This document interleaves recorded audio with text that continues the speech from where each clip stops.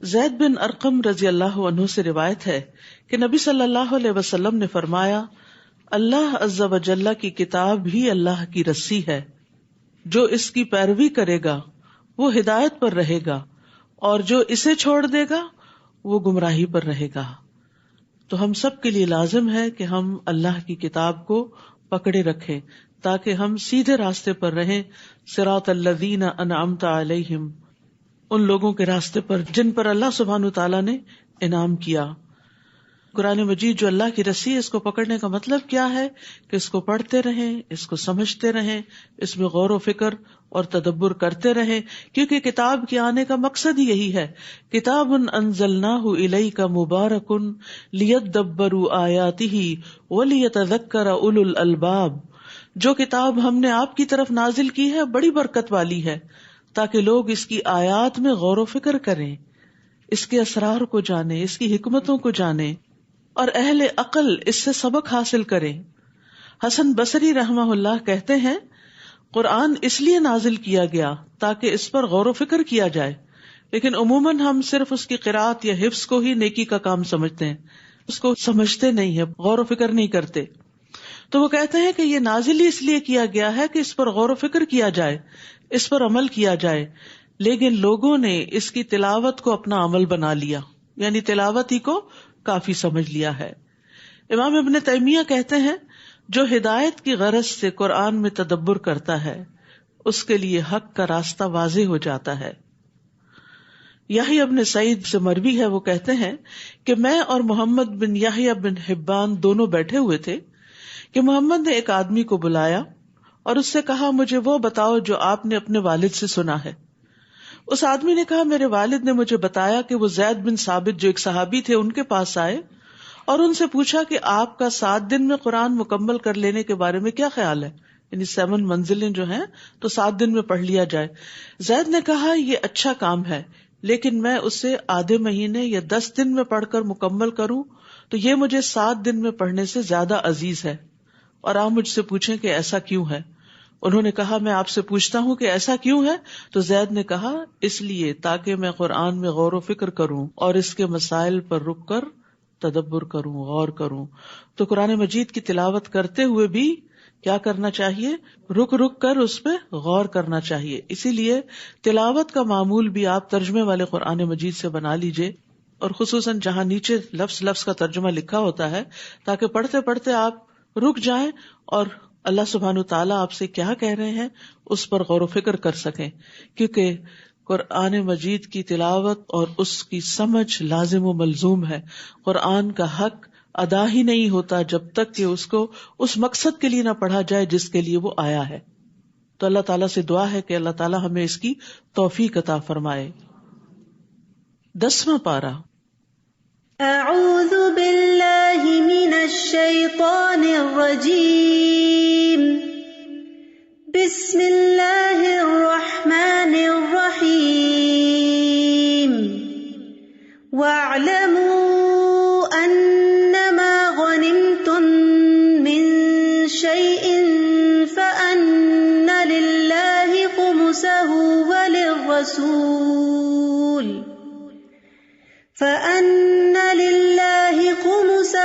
وَلِلرَّسُولِ وَلِذِي الْقُرْبَى وَالْيَتَامَى وَالْمَسَاكِينِ وَابْنِ السَّبِيلِ إِن كُنتُمْ آمَنتُم بِاللَّهِ وَمَا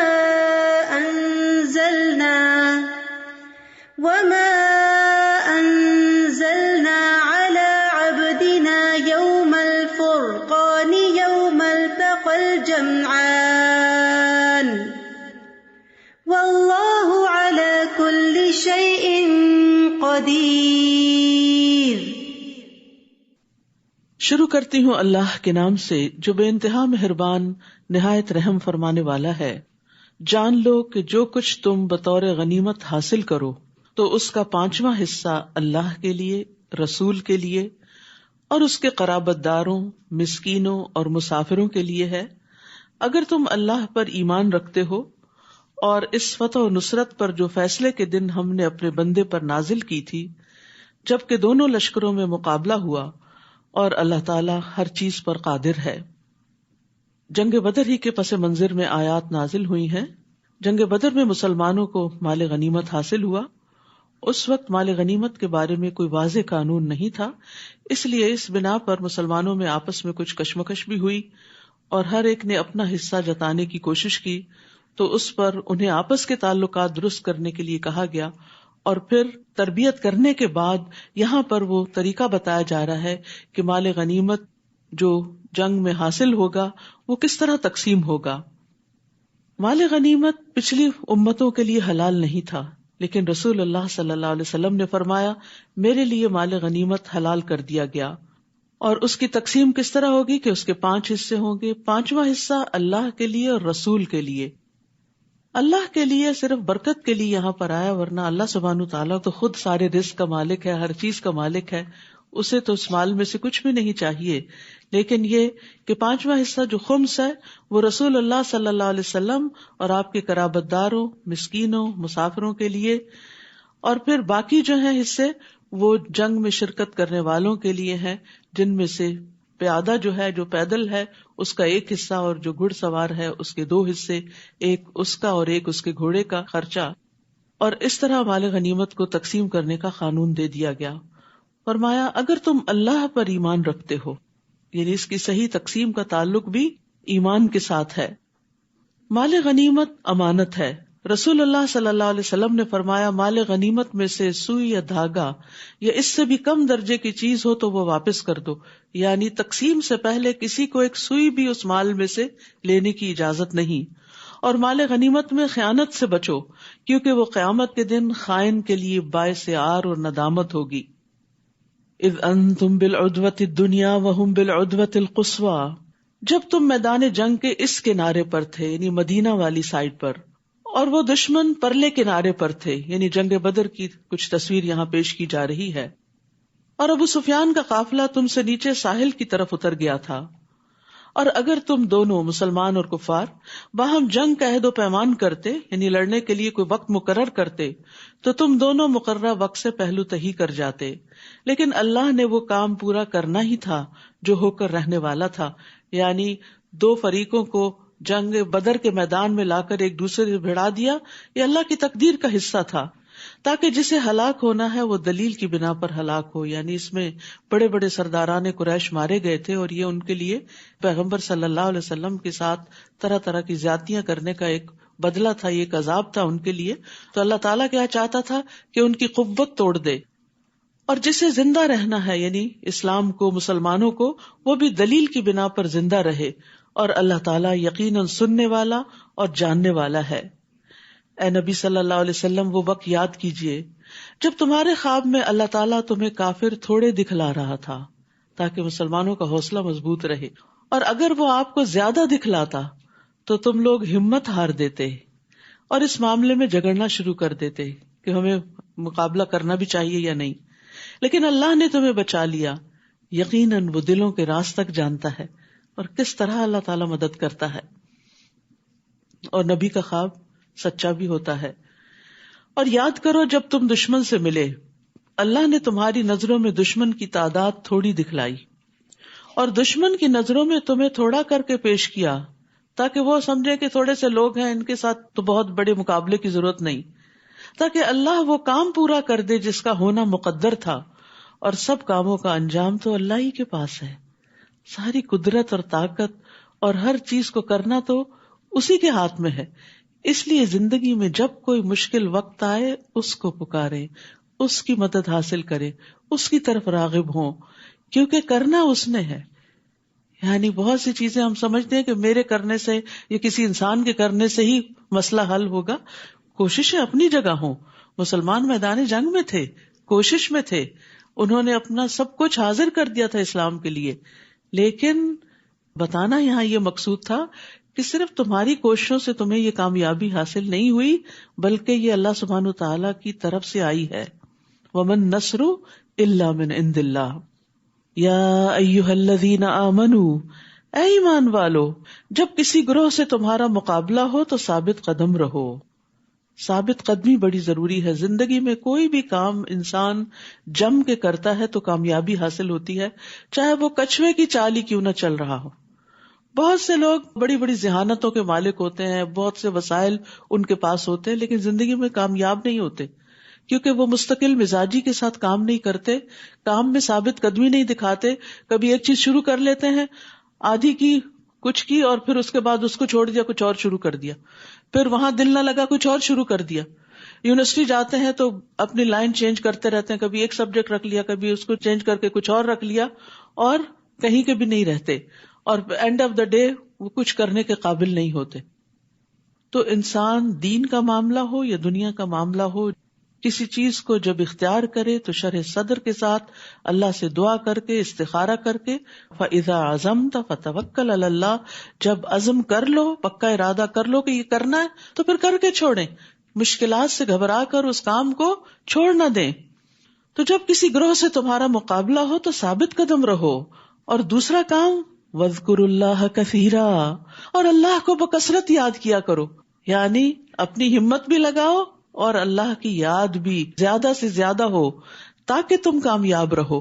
تو یہاں کامیابی کے 2 نکات بتا دیے گئے، ثابت قدمی اور اللہ کا ذکر، اور اللہ کے ذکر کی کثرت. صرف ذکر ہی نہیں، بہت زیادہ ذکر، بہت زیادہ دعائیں، التجائیں، فریادیں، جیسے پیچھے بھی آیا اذ تستغیثون ربکم، جب تم اپنے رب سے فریادیں کر رہے تھے.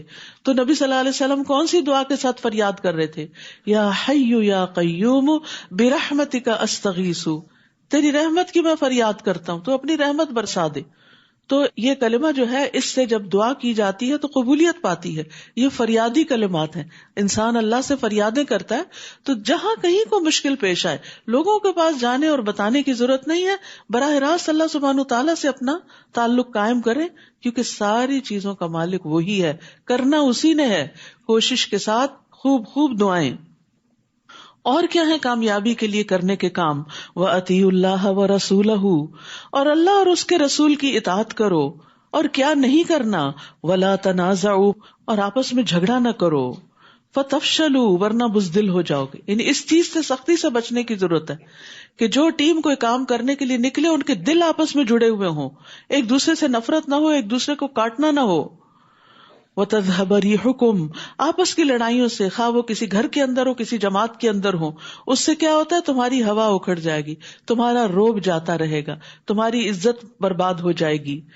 اور کیا کرو؟ وَاصْبِرُوا إِنَّ اللَّهَ مَعَ الصَّابِرِينَ، صبر سے کام لو، یقیناً اللہ سبحانہ وتعالیٰ صبر کرنے والوں کے ساتھ ہے. یعنی جو جمے رہیں، جو گھبراہٹ اور بے چینی اور اضطراب سے پرہیز کریں. تو یاد رکھیے، جھگڑا ناکامی کی طرف لے جاتا ہے، کیونکہ جھگڑے سے باہم غضب بھڑکتا ہے، اور جب ایک دوسرے پر غصہ آتا ہے تو پھر ایک دوسرے سے تعاون ختم ہو جاتا ہے، اور جب تعاون ختم ہو جاتا ہے تو فوج ہو، جماعت ہو، کوئی گروہ ہو، ان کے بیچ میں رکھنے پڑ جاتے ہیں، اور پھر دل مقصد پر فوکس کرنے کی بجائے جھگڑے پر فوکس کرنا شروع کر دیتے ہیں، اور دشمن کے شر سے بچنے کی بجائے آپس میں ہی ایک دوسرے کے شر سے بچنے میں مصروف رہتے ہیں، اور اس طرح جھگڑے کی وجہ سے دشمن قابو پا جاتا ہے. تو اس لیے یہاں پر خاص طور پر جھگڑوں سے بچنے کے لیے کہا گیا. نبی صلی اللہ علیہ وسلم نے حضرت معاذ اور ابو موسیٰ الاشعری رضی اللہ عنہ کو یمن بھیجا. آپ نے فرمایا، لوگوں کے لیے آسانی پیدا کرنا، انہیں سختیوں میں مبتلا نہ کرنا، ان کو خوش رکھنا، نفرت نہ دلانا، اور تم دونوں آپس میں اتفاق رکھنا، اختلاف پیدا نہ کرنا. یہ وہ اس وقت کے گورنر بنا کر بھیجے گئے تھے، لیڈرز تھے. تو ایک لیڈر کے اندر یہ کوالٹی ہونی چاہیے کہ وہ اپنے ساتھیوں کو اور اپنی جماعت کو پیار کے ساتھ، محبت کے ساتھ لے کر چلے اور ان کے لیے آسانیاں پیدا کرے. یہ نہیں کہ اب آپ کو اتھارٹی مل گئی ہے اور آپ دوسروں پر حکم چلا کر ان کی زندگی دوبھر کر دیں اور ان پر سختیاں کریں. نہیں، ان کو خوش رکھیں، نفرت نہ دلائیں، اتفاق رکھیں، اختلاف پیدا نہ کریں. یہ ہے کامیابی کی علامات. جس قوم کے اندر، جس گروہ کے اندر یہ خوبیاں پیدا ہو جاتی ہیں، وہ ترقی کی منزلیں طے کرنے لگتی ہے. جابر رضی اللہ عنہ سے روایت ہے کہ میں نے نبی صلی اللہ علیہ وسلم کو فرماتے ہوئے سنا، یقیناً شیطان اس بات سے مایوس ہو چکا ہے کہ جزیرۃ العرب میں نمازی اس کی عبادت کریں، لیکن وہ ان میں لڑائی اور فساد کرا دے گا. لوگ آپس میں لڑیں گے، دین سب کا ایک ہوگا لیکن دل جدا ہو جائیں گے. تو یاد رکھیے کسی بھی معاملے میں جھگڑا پسندیدہ نہیں. جھگڑا چھوڑنے والے کے لیے جنت کا وعدہ ہے. رسول اللہ صلی اللہ علیہ وسلم نے فرمایا میں اس شخص کے لیے جنت کے اطراف میں ایک گھر کا ضامن ہوں جو حق پر ہونے کے باوجود جھگڑا چھوڑ دے. یعنی حق اس کا ہے لیکن وہ وڈرا کر لے اور صلح کر لے. پھر فرمایا اور ان لوگوں کی طرح نہ ہو جانا جو اپنے گھروں سے اتراتے ہوئے اور لوگوں کو اپنی شان دکھلاتے ہوئے نکلے. اشارہ ہے کفار قریش کی طرف کہ جو مقابلے کے لیے آ رہے تھے تو بہت دھوم دھڑاکے کے ساتھ. یہ لوگ اللہ کی راہ سے روکتے تھے اور جو کچھ وہ کرتے تھے اللہ ان کا احاطہ کیے ہوئے ہے. یعنی یہ لوگ نبی صلی اللہ علیہ وسلم کی لائی ہوئی دعوت کا انکار کرتے تھے اور لوگوں کو آپ کی طرف آنے نہیں دیتے تھے اور اپنے غلط کاموں پر بھی اترانے والے تھے. یاد رکھیے اترانا اور فخر جتانا اللہ سبحانہ تعالیٰ کو پسند نہیں. نبی صلی اللہ علیہ وسلم نے فرمایا جو شہرت کا طالب ہو اللہ تعالیٰ اس کی شہرت قیامت کے دن سب کو سنا دے گا. جو کوئی لوگوں کو دکھانے کے لیے کوئی کام کرے گا اللہ تعالیٰ قیامت کے دن اس کو سب لوگوں کو دکھا دے گا. یعنی اس کے دھوکے کو، اس کے فریب اور فراڈ کو سب کے سامنے کر دے گا کہ بظاہر اس نے اپنے اوپر دین کا لبادہ اوڑا ہوا تھا لیکن یہ دراصل اپنے آپ کو نمایاں کرنا چاہتا تھا. وَإِذْ زَيَّنَ لَهُمُ الشَّيْطَانُ أَعْمَالَهُمْ جبکہ شیطان نے ان کے لیے ان کے اعمال خوشنما بنا کر دکھائے اور کہنے لگا آج تم پر کوئی غالب نہیں آ سکتا. یعنی شیطان نے نبی صلی اللہ علیہ وسلم کے دشمنوں کو، مخالف فوج کو دھوکے میں مبتلا کیا کہ تمہاری طاقت زیادہ ہے اور تمہاری شان و شوکت زیادہ ہے، مسلمان تو تعداد میں بہت کم ہیں اور ان کے پاس تو اسلحہ بھی نہیں، لہٰذا تم ہی غالب آؤ گے اور میں تمہارا مددگار ہوں. کہتے کہ شیطان بنو مدلج کے ایک لیڈر کی شکل میں آیا اور کہنے لگا کہ ہم بھی تمہارے ساتھ ہیں، تم گھبراؤ نہیں. پھر جب دونوں لشکروں کا آمنا سامنا ہوا تو الٹے پاؤں پھر گیا، کہنے لگا میرا تم سے کوئی واسطہ نہیں، میں وہ کچھ دیکھ رہا ہوں یعنی فرشتے جو تم نہیں دیکھتے. مجھے اللہ سے ڈر لگتا ہے اور اللہ سخت سزا دینے والا ہے. یعنی عین مارکے میں دھوکہ دے گیا اور یہی شیطان کا کام ہے. انسان کو غلط کام پہ اکساتا ہے اور جب انسان غلط راستے پہ چل پڑتا ہے تو ساتھ چھوڑ دیتا ہے اور جا کے اس کے مخالف کو اکسانے لگتا ہے. یعنی وہ وسوسے دوسرے فریق کے دل میں ڈالتا ہے کہ دیکھو فلاں تمہارے خلاف چڑھائی کر رہا ہے، حتیٰ کہ دنیا میں بھی انسان کو دھوکہ دیتا ہے اور مرواتا ہے. اور ایک اور بات جو اس نے کی، مجھے اللہ سے ڈر لگتا ہے. سبحان اللہ، یا تو سچا ہے یا جھوٹا. اگر سچا ہے تو ہمیں شرم کرنی چاہیے کہ شیطان کو اگر اللہ سے ڈر لگتا تو ہمیں گناہ کرتے ہوئے کیوں نہیں لگتا، اور اگر جھوٹا ہے تو پھر جھوٹے کی بات کا کیا اعتبار. اور اس نے بھی یہی کہا اور اللہ سخت سزا دینے والا ہے. واللہ شدید العقاب. تو عقاب عقوبت سے ہے. عقوبت وہ سزا ہوتی ہے جو کسی فرض کو چھوڑنے اور حرام کام کے ارتکاب پر ہوتی ہے، یعنی کانسیکوینسز کے طور پر. عقب ایڑی کو کہتے ہیں نا جو پیچھے ہوتی ہے. لیکن یاد رکھیے اطاعت کے بغیر اللہ کا خوف کچھ فائدہ نہیں دیتا. اگر کوئی شخص اللہ کی بات نہیں مانتا، اطاعت نہیں کرتا اور کہتا میں اللہ سے ڈرتا ہوں، تو وہ اپنے کہنے میں جھوٹا ہے. سچا کون ہے؟ جو اللہ سے ڈر کر پھر اللہ کی رضا کے کام کرے. اذ یقول المنافقون والذین فی قلوبہم مرض. جب منافقین اور وہ لوگ جن کے دلوں میں بیماری ہے یہ کہہ رہے تھے کہ ان مسلمانوں کو ان کے دین نے دھوکے میں ڈال رکھا ہے. حالانکہ اگر کوئی شخص اللہ پر بھروسہ کر لے تو اللہ یقیناً سب پر غالب اور حکمت والا ہے. آج بھی مسلمانوں کو اس قسم کے طعنے دیے جاتے ہیں، لیکن ایسی باتوں کے جواب میں انسان کو اللہ کا حکم مانتے ہوئے اللہ پر ہی توکل کرنا چاہیے. کاش آپ اس حالت کو دیکھتے جب فرشتے ان مقتول کافروں کی روحیں قبض کر رہے تھے، یعنی بدر کے میدان میں، تو ان کے چہرے اور ان کی پیٹھوں پر ضربیں لگا رہے تھے، یعنی مار رہے تھے ان کو، اور کہتے تھے اب جلانے والے عذاب کا مزہ چکھو. اس سے یہ پتہ چلتا ہے کہ موت کے وقت فرشتے آتے ہیں اور مجرموں کو اس وقت بھی مارتے ہیں. یہ تمہارے ان اعمال کا بدلہ ہے جو تم نے اپنے آگے بھیجے ہیں. یعنی ایسے ہی نہیں تمہیں یہ مار پڑ رہی، یہ تمہارے اپنے کرتوتوں کا نتیجہ ہے، ورنہ اللہ تو اپنے بندوں پر ظلم کرنے والا نہیں ہے. ان کافروں کا معاملہ بھی فرعونیوں جیسا ہے. جیسے فرعون نے موسیٰ علیہ السلام اور ان کے ساتھیوں کے بارے میں طرز عمل اختیار کیا تھا، آج قریش کے سردار جو ہے وہ محمد صلی اللہ علیہ وسلم کے سامنے فرعون بنے ہوئے ہیں. اور ان لوگوں جیسا جو ان سے پہلے تھے، یعنی پہلے بھی پیغمبروں کا مقابلہ ان کے ملا یا ایلیٹ کلاس نے کیا، سرکش لوگوں نے کیا، اور باقی عوام تو پھر بڑوں کے پیچھے چلتی ہے. ان لوگوں نے اللہ تعالیٰ کی آیات کا انکار کیا تو اللہ نے ان کے گناہوں کے بدلے انہیں پکڑ لیا. اللہ تعالیٰ یقیناً بڑا طاقتور اور سخت سزا دینے والا ہے. ایسا اس لیے ہوتا ہے کہ اللہ کا طریقہ یہ ہے کہ اگر اللہ کسی قوم کو نعمت سے نوازے تو وہ اس نعمت کو اس وقت تک ان سے نہیں بدلتا جب تک کہ وہ قوم خود اپنے طرز عمل کو بدل نہیں دیتی. اللہ سب کچھ سننے اور جاننے والا ہے. تو یاد رکھیے نعمتیں برقرار رہتی ہیں اگر انسان اطاعت گزار اور شکر گزار رہتا ہے. اسی طرح برا حال بھی نہیں بدلتا انسان کا اچھے حال میں جب تک انسان اللہ کی اطاعت کی طرف نہیں آتا. اللہ سبحانہ وتعالیٰ کا فرمان کیا ہے کہ جس قوم پر اللہ کوئی انعام کرتا ہے اللہ اس انعام کو اس وقت تک نہیں بدلتا جب تک وہ ناشکری نہ کریں اور شکر گزاری کو چھوڑ نہ دیں. جب وہ ناشکری کرنے لگتے ہیں تو اللہ تعالیٰ اپنے دیے گئے انعام کو ان سے بدل دیتا ہے. نعمتیں چھن جاتی ہیں یا فوراً یا ایک وقت کے بعد. آج آپ دیکھیے کہ جس طرح ہم اس وقت ریسورسز کو غلط طریقے سے استعمال کر رہے ہیں، جیسے کچھ ممالک میں پانی کی کمی ہوتی چلی جا رہی، اس کے باوجود پانی کا جو ضیاع ہے اس سے لوگ پرہیز نہیں کرتے. تو یہ سب نعمتیں ہیں اللہ کی، اللہ تعالیٰ دیتا ہے، لیکن جب لوگ نعمتوں کو ابیوز کرتے ہیں تو پھر اللہ سبحانہ وتعالیٰ ان کو مشقتوں میں ڈال دیتا ہے. تو انسان کو چاہیے کہ نعمتوں کا صحیح استعمال کرے، نعمت استعمال کر کے شکر گزار ہو اور اللہ تعالیٰ سے مزید نعمتیں طلب کرتا رہے.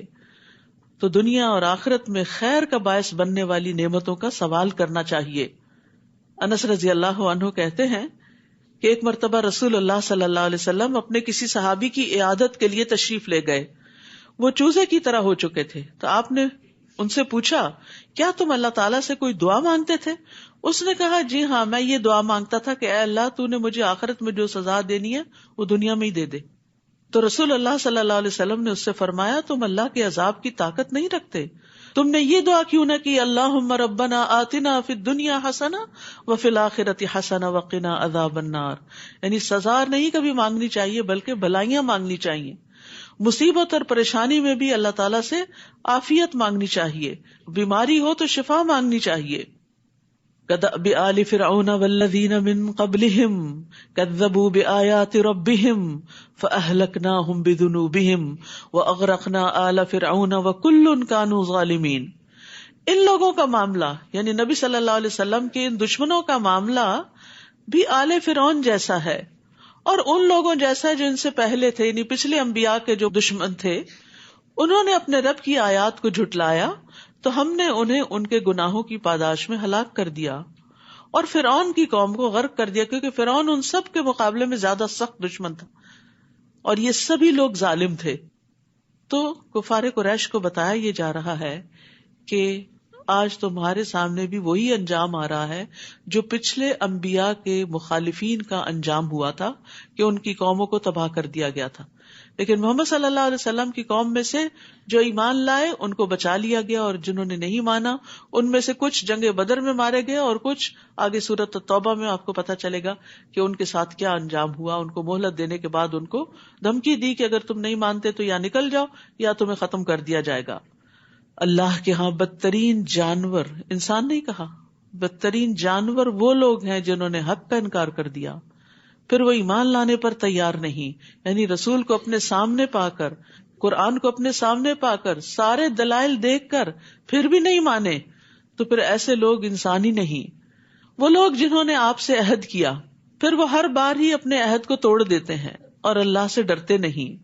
جیسے فرعونیوں نے موسیٰ علیہ السلام سے عہد کیے کہ اگر ہماری مشکل ٹل جائے تو ہم مان جائیں گے، لیکن پھر عہد توڑ دیتے، پھر مشکل آتی، پھر وہی سلسلہ چل پڑتا. ایسے عہد شکن لوگ اگر آپ کو میدان جنگ میں مل جائیں تو انہیں عبرتناک سزا دیں تاکہ ان کے پچھلے بھی سبق حاصل کریں. اور اگر آپ کو کسی قوم سے خیانت، عہد شکنی کا خطرہ ہو تو برابری کی سطح پر ان کا معاہدہ ان کے آگے پھینک دیں، کیونکہ اللہ تعالیٰ خیانت کرنے والوں کو پسند نہیں کرتا. یعنی جن قوموں کے ساتھ معاہدے ہوں ان معاہدوں کو پورا کیا جائے. المائدہ میں بھی معاہدے پورے کرنے کا حکم دیا گیا تھا. تو معاہدہ چاہے کسی مسلمان سے ہو یا نان مسلم سے ہو اسے پورا کرنا چاہیے. اور کافر لوگ ہرگز یہ خیال نہ کریں کہ وہ بازی لے جائیں گے، یعنی محمد صلی اللہ علیہ وسلم کے مقابلے میں کامیاب ہو جائیں گے، کیونکہ وہ ہمیں عاجز نہیں کر سکتے. اللہ سبحانہ تعالیٰ نے آخر کار ہر پیغمبر کو فتح بخشی، اور جہاں تک ممکن ہو کافروں کے مقابلے میں قوت اور جنگی گھوڑے تیار رکھو. یعنی نبی صلی اللہ علیہ وسلم کو حکم دیا جا رہا ہے کہ اللہ کی مدد اور اللہ کا ذکر اور اللہ سے دعا کرنے کے ساتھ ساتھ اپنی تیاریاں بھی جاری رکھو، جن سے تم اللہ کے اور اپنے دشمنوں کو اور ان دوسرے دشمنوں کو خوف زدہ کر سکو جنہیں تم نہیں جانتے مگر اللہ انہیں جانتا ہے. اور جو کچھ بھی تم اللہ کی راہ میں خرچ کرو گے تمہیں اس کا پورا پورا بدلہ مل جائے گا، اور تمہارے ساتھ کچھ بے انصافی نہ ہوگی. یعنی اس تیاری کے لیے لازماً مال درکار ہے، تو جو اپنے مال میں سے کچھ بھی خرچ کرے گا وہ اللہ کے ہاں اس کا بدلہ پائے گا. اور اگر وہ صلح کی طرف مائل ہو، یعنی تمہارے دشمن صلح کرنا چاہتے ہو اور آپ کو یہ اندیشہ ہو کہ شاید وہ دھوکہ دے جائیں، تو آپ بھی اللہ پہ بھروسہ کرتے ہوئے صلح پر آمادہ ہو جائیے، کیونکہ ہمارا دین صلح پسند ہے. جنگ صرف بوقت ضرورت ہے. یقیناً وہ سب کچھ سننے والا اور جاننے والا ہے، اور اگر وہ آپ کو دھوکہ دینے کا ارادہ رکھتے ہوں تو آپ کے لیے اللہ کافی ہے. وہی تو ہے جس نے اپنی مدد سے اور مسلمانوں کے ذریعے آپ کی تائید کی اور ان صحابہ کرام کے دلوں میں الفت ڈال دی، باہم محبت ڈال دی. اگر وہ سب کچھ خرچ کر ڈالتے جو اس زمین میں موجود ہے تو بھی آپ ان کے دلوں میں الفت پیدا نہیں کر سکتے تھے. محبتیں مال سے پیدا نہیں کی جا سکتی. بعض گھرانوں میں آپ دیکھیں کہ شوہر بڑے بڑے قیمتی تحفے بیویوں کو لا کر دیتے ہیں، لیکن وقت نہیں دیتے، پاس نہیں بیٹھتے، جذبات کا خیال نہیں رکھتے. وہ سمجھتے ہیں کہ صرف مال دے کے خوش کیا جا سکتا ہے، تو وہ کبھی بھی اپنی بیوی کی محبت حاصل نہیں کر سکتے. اس کے برعکس ایک غریب شوہر جو بیوی کے جذبات کا خیال رکھتا ہے، اپنی حیثیت کے مطابق اس کی ضروریات کا خیال رکھتا ہے، کیئرنگ ہے، وہ کہیں زیادہ جواب میں محبت اور عزت پاتا ہے. اور یہ کسی بھی رشتے اور کسی بھی ریلیشن کے معاملے میں ہے کہ آپ لوگوں کو مال سے نہیں خرید سکتے. مال سے خریدے ہوئے لوگ وقتی فائدہ دے سکتے ہیں آپ کو، ان کے دلوں میں آپ کی مستقل محبت نہیں ہو سکتی. تو یہاں بھی اللہ سبحانہ وتعالیٰ فرما رہے ہیں کہ یہ محبت اللہ نے دلوں میں ڈالی ہے. اگر آپ وہ سب کچھ خرچ کر ڈالتے جو زمین میں پورے کی پوری دولت، پوری زمین کا سامان، تو بھی آپ ان کے دلوں میں الفت نہیں پیدا کر سکتے تھے. یہ دل جو ہے نا، یہ اللہ کے ہاتھ میں ہوتے ہیں. اللہ جس کے دل میں جس کی محبت ڈال دے، یہ اسی کا کام ہے. اس لیے اگر لوگوں کے دلوں میں آپ سمجھیں کہ بچے آپ سے محبت نہیں کرتے، یا بہن بھائیوں کے دلوں میں محبت نہیں آپ کے لیے، یا شوہر کے دل میں نہیں، تو یہ بھی اللہ سے مانگیے کہ اللہ ان کے دلوں کو ہمارے لیے مسخر کر دے اور ہماری طرف راغب کر دے، تاکہ ہم اس دنیا میں بھی ایک اچھے خوشگوار ریلیشن شپ میں ہوں. کیونکہ جب آپ کسی سے محبت کرتے ہو، جواب میں آپ کو محبت نہ ملے تو یہ بڑی تکلیف دہ بات ہوتی ہے. فرمایا یہ اللہ ہی ہے جس نے ان میں الفت ڈال دی، کیونکہ وہ سب پر غالب اور حکمت والا ہے. ابن عباس کہتے ہیں بے شک جب اللہ کچھ دلوں کو ایک دوسرے کے قریب کر دیتا ہے تو کوئی چیز انہیں دور نہیں کر سکتی. یعنی آپ ایک دوسرے کے خلاف بھی ان کو بھڑکائیں تو آپ انہیں توڑ نہیں سکتے. بازو کو دشمن کی یہ چال ہوتی ہے پھوٹ ڈالنے کے لیے ایک دوسرے کے درمیان غلط فہمیاں ڈالنا. پھر انہوں نے اسی آیت کی تلاوت کی کہ لوگوں کی ڈالی ہوئی غلط فہمیاں کوئی نقصان نہیں دیتی اگر اللہ محبت ڈالے رکھے. تو نکتہ کیا ہے، راز کیا ہے کہ کسی بھی مسئلے میں اپنا معاملہ اللہ سے درست کر لیں، وہ آپ کے سارے معاملات کا ذمہ لے لے گا، وہ آپ کے معاملات درست کر دے گا. ہم بعض اوقات دوسروں کو بلیم کرنا شروع کر دیتے ہیں یا صرف رونے دھونے سے کام لیتے ہیں، اللہ سبحانہ وتعالیٰ کی طرف رجوع نہیں کرتے اور مسائل حل نہیں ہوتے. تو سب سے آسان طریقہ کیا ہے؟ ایاک نعبد و ایاک نستعین. تیری ہم عبادت کر، تیرے ہم بندے ہیں، تجھ سے ہی مدد چاہتے ہیں، تو نہیں مسئلہ حل کرنا ہے، کوشش ہم کریں گے، مدد تو کرے گا. اور پھر آپ دیکھیں کیسے کیسے ونڈرز ہوتے ہیں. اور پھر یہ دعائیں بھی پڑھنی چاہیے، اللہم الف بین قلوبنا واصلح ذات بیننا واہدنا سبل السلام، آخر تک. اے اللہ ہمارے دلوں میں الفت پیدا کر دے اور ہمارے آپس کے معاملات کی اصلاح کر دے. یہ گھروں کے جھگڑے فساد میں بڑی بہترین دعا ہے. اور ہمیں سلامتی کے راستوں کی طرف رہنمائی فرما اور ہمیں اندھیروں سے نجات دے کر نور کی طرف لے آ اور ہمیں تمام ظاہری اور چھپی بدکاریوں سے محفوظ رکھ. اور ہمارے کانوں اور ہماری آنکھوں اور ہمارے دلوں اور ہمارے گھر والوں اور ہمارے بچوں میں برکتیں عطا فرما اور ہماری توبہ قبول فرما. بلا شبہ تو بہت زیادہ توبہ قبول کرنے والا ہے اور رحمت کرنے والا ہے, اور ہمیں اپنی نعمتوں کا شکر کرنے والا بنا دے اور ان کی تعریف کرنے والا اور ان کو قبول کرنے والا بنا دے, اور ان نعمتوں کو ہم پر مکمل فرما دے. یہ دعائیں اور اسی طرح کی اور دعائیں جو ہیں, یہ چھوٹی سی کتاب ہے قرآنی اور مسنون دعائیں, ان میں موجود ہیں. آپ اپنا روز کا معمول بنا لیں کہ شروع سے لے کے آخر تک اس کو 4 دن میں پڑھیں, ہفتے میں پڑھیں, روز کا 1 صفحہ پڑھیں, کچھ نہ کچھ دعائیں. اس طرح آپ دیکھیں ساری اچھی اچھی دعائیں آپ مانگ لیں گے. ورنہ اگر اپنے حافظے اور اپنی سوچ اور اپنے دل سے یہ مانگنا پڑے تو ہم یہ سارا کچھ مانگ ہی نہیں سکتے. نبی صلی اللہ علیہ وسلم کی دعائیں بہت جامع دعائیں ہیں. جو کچھ آپ نے مانگا, جس طریقے سے مانگا, ہم تو اس کے خاک کے برابر بھی نہیں. ہمیں تو مانگنا بھی نہیں آتا, ہمیں صرف پریشان ہونا آتا ہے, اس کا حل نہیں آتا. تو اس لیے بہت ضروری ہے کہ ہم اچھی دعائیں مانگنے والے بنیں. تو یہ دعائیں خود اپنے لیے بھی پڑھا کریں اور سب کی طرف سے بھی پڑھا کریں. اور پھر خاص طور پہ آپ دیکھیے رمضان آ رہا ہے, سحری کے وقت, افطاری کے وقت, روزے دار کی دعا قبول ہوتی ہے, دن کے وقت, نمازوں کے بعد, تاک راتوں میں, لیلۃ القدر میں. معلوم نہیں کون کون سی دعائیں قبول ہو جائیں اور زندگی کا نقشہ ہی بدل جائے.